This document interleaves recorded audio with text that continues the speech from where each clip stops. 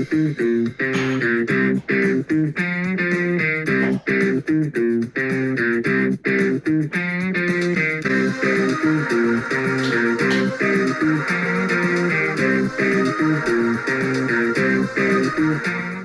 guys, welcome to this channel, and today, the MCU Directors ranked. If you know, earlier I just released a video involving, what's it called, about the whole process of the bad news about the MCU Directors ranked. That's what it's called. You can go check that out.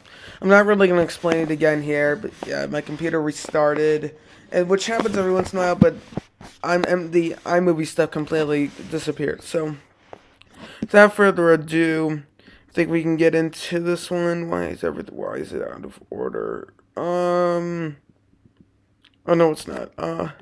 That is. So without further ado, I think we can get into this one. So yeah, starting off with Jon Favreau. Overall, yeah, top tier MCU villain. I thought he did an amazing job with the first Iron Man. Still to this day, one of my favorite MCU films. And overall, just a fantastic film. You have a great origin story. Everything about it works so well. I don't blame him for Iron Man 2 because he wanted a 3-year turnaround, and Feige wanted a 2-year turnaround. And things just didn't end up working out. So, and we got the movie that we got, but still. He's the one that laid the foundation with the Tony Stark character, who's a great character to this day, and had a fantastic character arc between that and Endgame. Everything paid off so well in the end. Had some issues with the final battle, but still, we kind of had to have like that Iron Man boss fight like thing, and it works, I guess. Some cool moments there. And overall, I think the first Iron Man's fantastic. Iron Man 2's okay at best. So, yeah, I think he's top tier because of what he did with that first Iron Man and starting the MCU as a whole. Now I lose the tier here. I'm putting him in misfires only because I think the problem is that The Incredible Hulk in general didn't do that good in the box office anyways. But I think between these two tones, they easily went with this one because it did much better. And you sort of see that. I still like The Incredible Hulk. I still think it's an okay movie. But still, like, I don't think it's like that good. But if I had to choose between the two, I'd much rather watch the first Iron Man, I guess. I don't know. No, I'm just kidding. What's going on? So overall, he did an okay job. It's not really anything about it that I disliked. Nothing I really liked that much either. So misfire because it didn't really do anything for the rest of the MCU. Kenneth Branagh, I'm putting him in decent because on one hand, I still think I think he did a good job. On the other, the problem is that when you get to Earth in small town New Mexico, it just doesn't really work because it's just such a different atmosphere that switches tones in a very jarring and not very good way, I'd say. So, kind of forgettable. I say still did a good job because of what happened on Asgard, I'd say. And he's the reason why we have all the Shakespearean grandeur on Asgard. And overall, I think he did a decent job, I guess. Now Joe Johnston. I think overall he did a good job. And I think there's some interesting choices, like the lenses that he used or whatever. I don't know. Yeah, I think it was lenses or the aesthetic to the movie works really well for me. And overall, I think he did a good job. There's some issues with the story, like montaging through World War II is an odd decision. Same with the Red Skull's villain plot line. It just didn't work that well in the end. But overall, he did a pretty good job, I'd say. There's some great action sequences. The way he films action is pretty interesting for the most part. And overall, I enjoy what he did with this movie. Now I have Joss Whedon, though not a good person in real life, kind of a jerk, to be honest.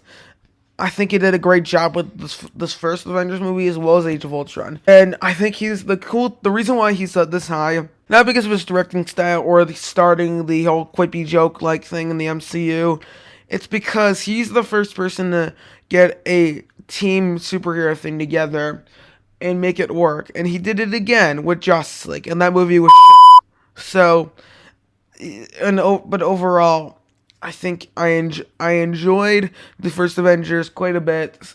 Even Age of Ultron is a movie I do really enjoy, and I overall I think he did a great job. Not much to say, but like I think when he gets to some more complicated stories, he didn't do the best job with Age of Ultron. But the first Avengers, it was a great movie and a good success at the box office. Now you have Shane Black.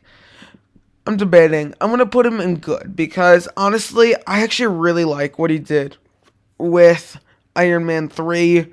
I think it's a very good movie, if I'm going to be honest.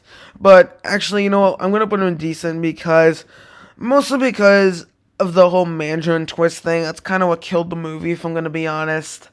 So, and overall, it made for a still a good. I still think it's a great movie. I still think it's one of the better MCU movies. Not one of my favorite necessarily, but still a good one. It's up there, and I think he did a good job. I like his style overall. I've seen movies like Long Kiss Goodnight. There's another one that he wrote. Oh, Lethal Weapon. He's written a bunch of great little action movies, and I think this movie definitely has this sort of style there. The way he writes dialogue fits into Tony Stark so well. The problem is that most people just remember this movie for the freaking Mandarin twist, so it's kind of what hurts him for me, I guess. Now you have Alan Taylor. You know where he's going. He's going right in the misfires. I think he did not do a very good job because he's a legit legend on TV. He's done a bunch of Game of Thrones seasons. I think he did something Doctor Who related. I don't know. Could be wrong about that. But overall, I don't care for this one. I think his movie catalog's not good. When you have this and then Terminator Genesis, which is also a movie I don't really like, yeah, not very good if I'm gonna be honest. Yeah, when you take a pretty simple story with this movie and then it's just made so much more complicated, yeah, you could see how that does not mesh well, clearly. And overall, I don't care for him. Made a very painfully mediocre film, and and it's kind of a shame because this is kind of one of the more important films in the MCU, but just made a very forgettable thing. So yeah. Now you have the Russo brothers. You know where they're going.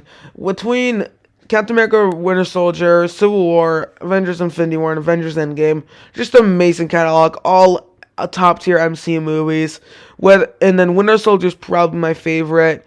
And just overall, I think he did just an amazing job with this movie or these movies, or they did an amazing job because they have a style involving like bringing like big action sequences to the forefront and all, but also they pretty much I'd say made some of the best action sequences in the MCU, whether it's the bridge fight like thing with in Captain America: Winter Soldier, the elevator fight in Captain America: Winter Soldier, the airport fight in Civil War, the Battle of Wakanda in Infinity War, the Battle of Titan in Infinity War, the final battle in Endgame. Just all of it's just amazing. In the final battle of Civil War, that's also another great one.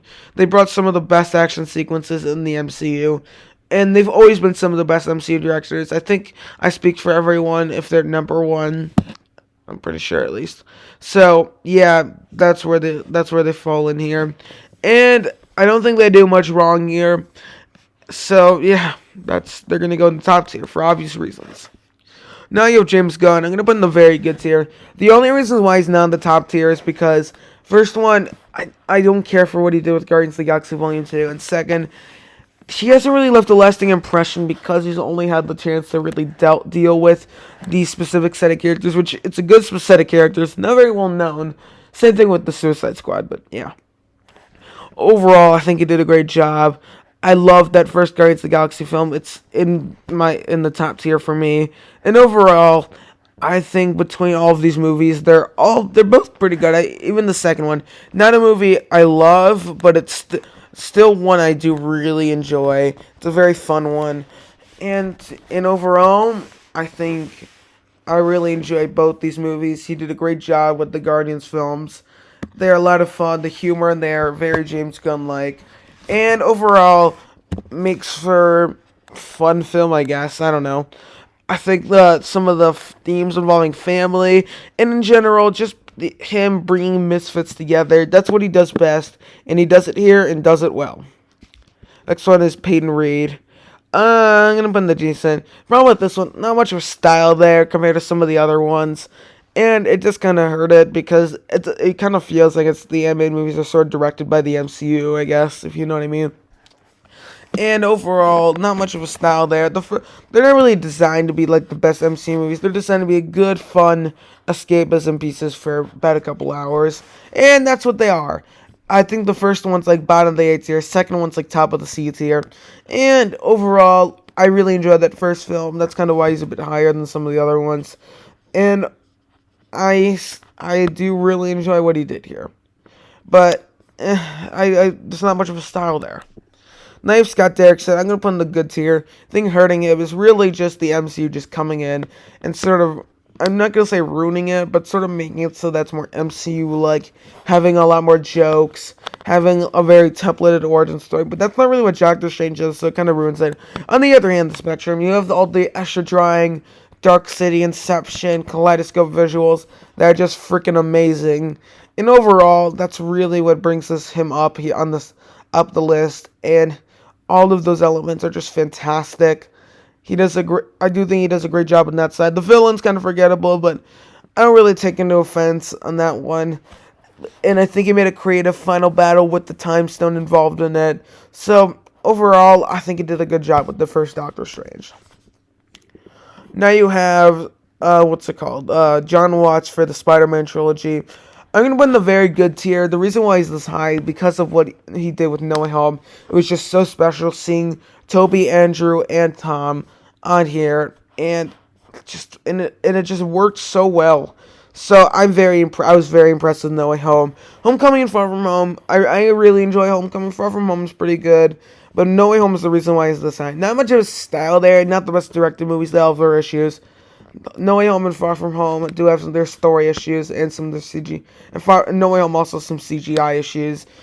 Homecoming doesn't really have the CGI issues, but the action sequences are a little odd at times, not all that exciting. So on a directing standpoint, they're not the best movies, but I think John Watts did a great job, and he's the one that brought us No Way Home, which is one of the biggest movies of all time.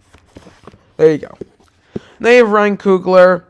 I'm going to put him in the very good tier. I'm not a huge fan of Black Panther, probably because I've seen it too many times. It's still a movie that I enjoy, and I think he did a great job bringing in the African sort of thing, the racial differences and all of that, and especially some of the themes put in there, and like involving kingdom and everything there. I'm not good at describing it, but overall, just all of that worked. On the other end of the spectrum, you have the action sequences, which are not good. And yeah. What? I will. So yeah, I think you did a good job. Not really that many issues here, other than the action sequences. The CGI there is just not good. So that's kind of why he falters. He would still be in the very good tier, even if I really like Black Panther. Which I don't, but I think he does a good job with the characters. Killmonger's one of the best villains in the MCU, and overall, I think he made a good movie. Taika Waititi, yeah, you know where he's going. Very good. I absolutely love Thor Ragnarok. Not necessarily one of my favorite MCU movies, but one I do really enjoy. It's a lot of fun. It's a very fun film. He brings his absolute style into there with all of the fun, very bright scenes and all the colors. All of it just works so well. It's all a lot of fun. My only issue is that at times it is kind of joke palooza at times, especially in the middle of the movie, and even some of the sequences, like in the final battle, they just throw a joke involving the Hulk just splatting on the ground. It's just like, just pick the right time. It's kind of what the MCU does a lot of times. They do this with Black Widow. Black Widow actually has other issues. They do it with Shang-Chi. They did it a little bit. They did it with this movie. A little bit of Far From Home, but not quite as badly, I'd say. So, overall, I think he did a great job with Thor Ragnarok, and I think that's why I just put him this high. And I'm really excited for Thor Love and Thunder. Now you have Van Buren and Ryan Fleck for Captain Marvel, whereas Alan Taylor made a very mediocre film. The duo made a very bizarre film. Captain Marvel was just a very bizarre movie. Like, like all of the stuff, like involving our origin story, the way it's done is very odd. The way it's visualized and like stuff like the supreme intelligence just doesn't work. And I think they're gonna come in last here. So I don't like hate them or anything. They did Captain Marvel's like a fun enough movie, I guess. Didn't do a very good job either. So yeah, didn't care. I'm not gonna put them all that high. There's not much to really say here. They did a fine job, I guess. The character of Captain Marvel is not the most interesting because they didn't really do much of a character arc. Just her remembering who she is, essentially. So yeah, not a fan. Now you have Kate Shortland of Black Widow. I'm gonna put her in the decent tier because the thing is that the reason why it's hard to put her higher. It's kind of a thankless job, if I'm gonna be honest. And the thing with that is when you have I'd say someone that's like just doing a prequel, it's hard to really like do much because we know that's an inconsequential film. We know it's not gonna really mean anything in the end. So you did the movie. There you go. And also there's some odd choices like having like all the final battle stuff just being so spectacle like, and that's not really what this movie is. So yeah, odd one. Now you have Destin Daniel Cretton. I'm gonna put in the good tier. I think he did a good job with Shang-Chi. Shang-Chi's a movie that I do enjoy in the MCU. So the only reason why he's not higher is because there's many moments where the MCU is coming in. We have to add the higher budget with the CGI fights and all. We have to add a joke because that's what MCU movies are, and it hurts the movie. And we also the cameo stuff. That stuff didn't bother me. Actually, I thought that was kind of fun. But overall, I still think he made a fun film. I really enjoy Shang-Chi. It's a quick-moving superhero movie. I was about to say superhero epic, but that's what Endgame is. And Snyder Cut. So overall, I enjoyed what he did with Shang-Chi. It's a fun movie. It's a pretty rewatchable movie. Pretty well-directed movie. I think the final battle and all the CGI is really good. It all worked for me. There are issues here and there. And I still think he did a good job. Now I've closed out. I feel like this placement depends on your level of Eternals liking, and for me, it's not high whatsoever. In fact, I don't really like Eternals that much. So yeah, that's why they fall. Why Chloe falters. Oh hi Sully. Overall, I still think she did like. I think there's some really well directed sequences. All the CGI looks beautiful. It's a well shot movie, but the story here, just what were they thinking? Literally, at the end, they're like, do we really make the choice to save humanity? It's just all the philosophical questions that this movie asks just doesn't work. I didn't care for this film. I liked it a bit more in this past watch than I did in the watch before, because at least I felt like I was sort of invested. None of the characters are all that interesting because you don't have enough time to really spend with them. I get what they were trying to do with this movie. That just didn't work in the end. I still think she's better than a few of the other ones in this tier. Yeah. Now you have Sam Raimi. This is a hard one. I'm debating between these two. As much as I want to put him here, I'm going to put him in the good tier for now because he's only done one. If he comes back again, we'll see, I guess. Overall, I think what he did with Doctor Strange in the Multiverse of Madness is a lot of fun. I think he made a very good movie. You know what? I'm going to put him to great because I put Coogler in the great. The very good. So overall, yeah, as I said, he full on did a horror movie in the episode. Like there's zombies showing up. There's freaking dark hole stuff, eyes popping out every here and there. I'd once seen there's a scene where Wanda's face is full of blood and not like in a hugely gory way, but like in a kind of creepy way, I guess. And it did what they did what the movie promised. They delivered on it. And that's horror in the MCU, not Cameo Palooza. In either way, I didn't want that anyways. So there you go. The score from Danny Elfman is pretty good, who also did the score of Spider-Man. And I wanted to know if this was gonna be like Spider-Man Sam Raimi or Evil Dead 2 Sam Raimi.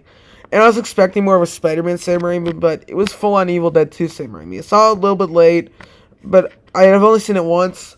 I don't know if I'm going to go see it again. I probably won't. But this is one I did really enjoy.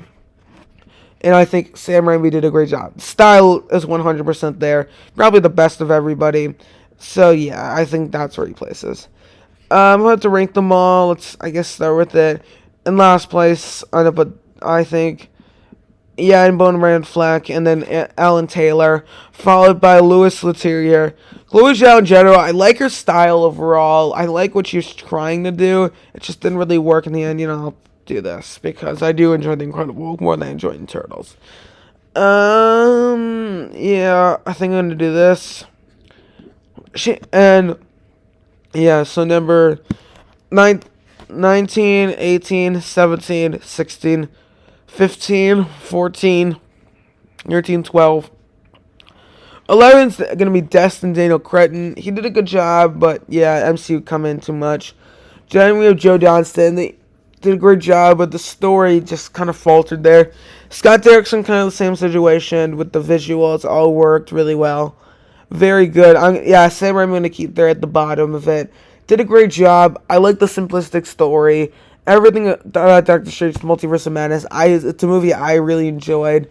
Not one of my favorites of the year so far. When you have a movie like The Batman and Top Gun Maverick, which are both awesome. So overall, I still think it did a good job. Then you have Ryan Coogler. Actually, no. Then you have John Watts. I think the thing with these movies is that they're not the best directed, I'd say.